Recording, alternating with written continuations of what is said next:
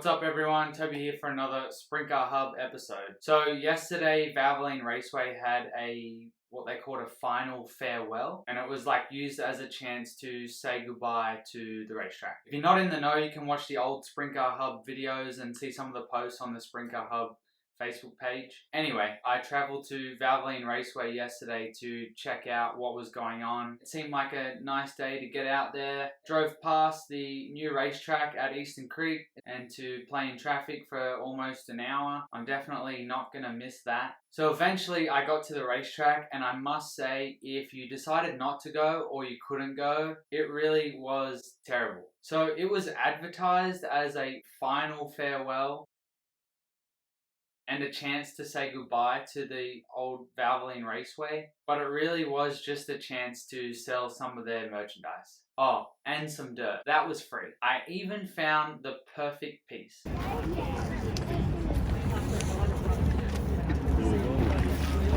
It was really surprising, like a lot of people were taking dirt home. It was really disappointing in the way that we had to say goodbye to Valvoline Raceway. If you're watching this, you're probably a sprint car fan, and if you're a sprint car fan, you probably have like a local track that you've always gone to. So imagine saying goodbye to that racetrack and it's not really a goodbye. It was a non-event. That was a term that was told to me by someone else. It's a shame because the promoters did such a great job when they first took over the racetrack a bunch of years ago, and with the way they've treated race fans and drivers and teams on their way out, a lot of people have lost a lot of respect for them. The weirdest part is that they also still run Toowoomba Speedway in Queensland, so I'm not sure that's the best way to treat the fans that you want to support your other racetrack. They'll watch this and hate me for saying some of that, but at the end of the day, I'm just saying what everyone else is saying and thinking. Anyway, I did make use of the few hours that I was there.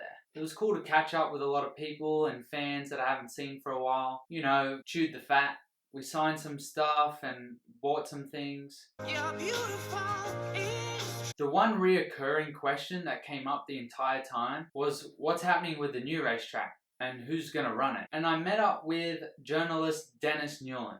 If you don't know Dennis Newland, he's a journalist from Speedway, and he has been around Speedway for forever. Nice enough guy, and he will chew your ear off about Speedway, probably just like me. And Dennis is pretty in the know with what's happening with the new racetrack. He's been writing articles for the papers here in Sydney. When I spoke to Dennis, I got the chance to ask him about who he thought would run the new Speedway. Check it out. Well, that's literally, Toby, the $64,000 question, and let me tell you, they play their cards very close to their chest.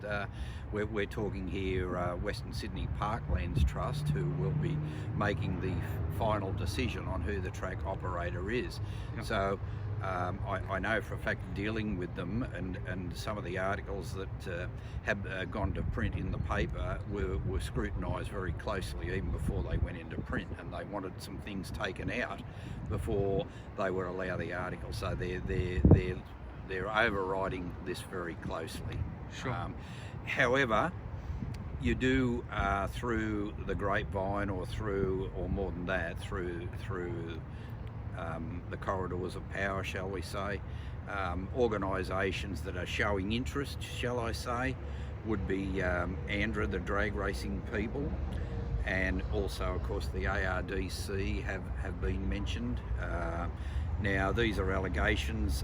They've not come straight out and told me put that in print, but we do hear names mentioned all the time, and they have been alleged to have shown more than a casual interest in the venue. I figured it was then worth asking what Dennis thought about one of those organisations running the new Speedway. Well, look, I think how it would, if one of those organisations were to get the tender to be the successful bidder, they would not, as far as I can understand, and this has already kind of indirectly been discussed, they would not actually run it. They would appoint a track promoter, a speedway promoter. Sure. So basically we go back to the original concept of getting a speedway promoter to run it, which is what happened with the original applications which closed on May 31.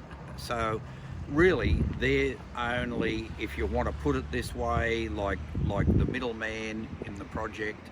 Sure. They would have a Speedway promoter appointed by the ARDC. That is, we're thinking ahead here. It may not even work out that way as far as who does actually get the tender.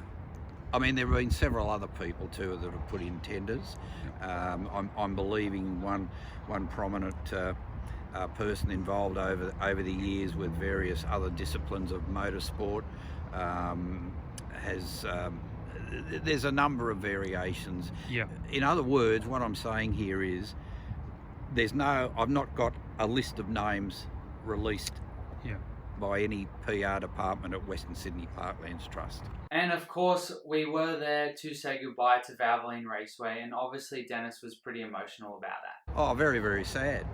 It's a very sad day in the history of Australian Speedway here, Toby. I mean, this is an iconic venue, a world venue for sprint car racing, midget racing, late model sedan racing. It's all happened here. It all started on the 18th of February 1977, and this venue, having operated for all those years, we're now in 2021, so we're talking 44 years here, and that's a hell of a long time. That's one of the longest running tracks in Australian Speedway history. Yeah. And it's very, very sad, and emotions are running very high even today over everything that's happened and how it's happened and what has followed, with no season in Sydney, which is very, very sad also. You know, the first time ever, and I can tell you this, since World War II, post World War II, this is the first Sydney summer that there has not been Speedway racing on a Saturday night during summer, week to week. This is the first time ever there's not been a season since World War II. So we're going to have to say goodbye to Valvoline Raceway, but are you pretty positive that the new Speedway will be just as successful? Well, what I'm hearing, yes.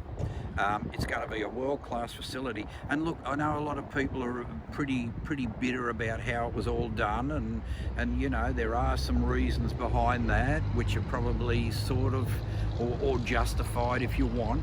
But look, we are getting a world-class facility. $40 million is being spent by the government on Speedway. Now that cannot be a bad thing, and it's got to benefit the sport in the long run.